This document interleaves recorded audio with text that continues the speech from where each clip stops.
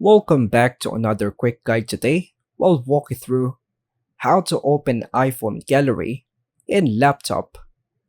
Here are some steps to open your iPhone Gallery or photos on a laptop.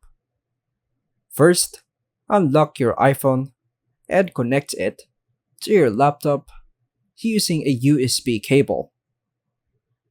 On your iPhone, tap Trust if prompted. Then enter your passcode. On your laptop or Windows, open File Explorer.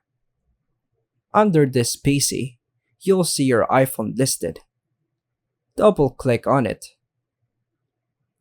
Open the folder named Internal Storage. Then click on the DCIM folder. This is where all your photos and videos are stored. That's how you open iPhone Gallery and laptop. And that's all for now, folks. Thanks for watching.